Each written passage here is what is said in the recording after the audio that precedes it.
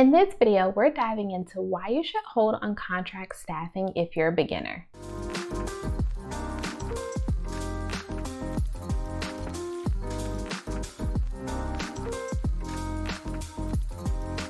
Hey, what's up YouTube? It's Natasha, the business recruiter. Welcome back to my channel. So while contract staffing can be extremely lucrative in terms of you actually being able to generate significant amounts of income each month, there are a lot of caveats that come with it.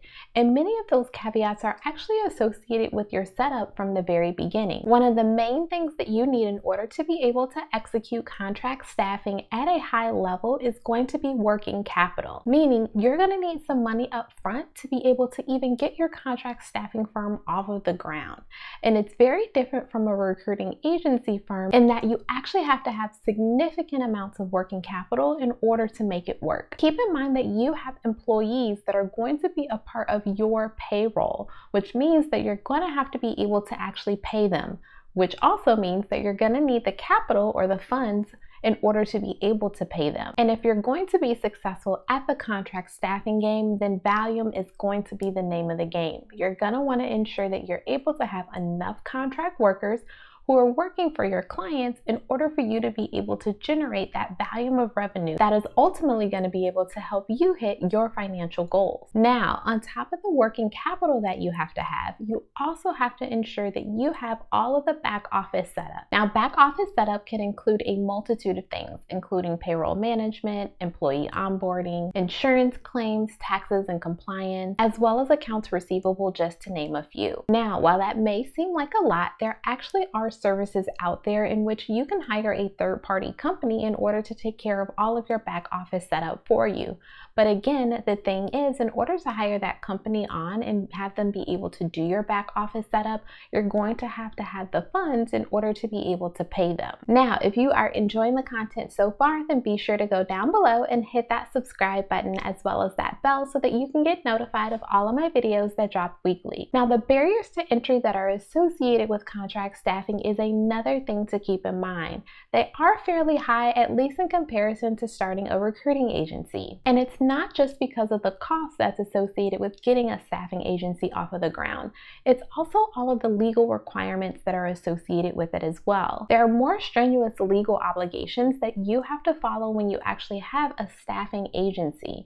This is because of the fact that you're actually taking on individuals as employees of your company. Getting back to your back office setup, this means that you really have to have all of your ducks in a row in order to be successful here. Ultimately, it's going to require that you have additional protections in place outside of just your business. You have to also think about these individuals who are serving as employees for your organization. If someone were to get hurt on the job while they were working for your client, you now have to tap into workers' compensation, which is a requirement that you have when you're starting a staffing firm. Again, in order for you to have that workers' compensation policy in place, that means that you have to be able to have the funds to be able to pay for it. So the startup costs that are actually associated with you getting a staffing firm off of the ground are definitely significantly higher than you just doing a recruiting firm. I'm a big fan of being able to have your company pay for your business expenses, meaning that if your heart is set on eventually starting a staffing firm or a staffing agency, it is best to start with direct hire. Get some income under your belt, close a couple requisitions, and also really learn the fundamentals of recruiting.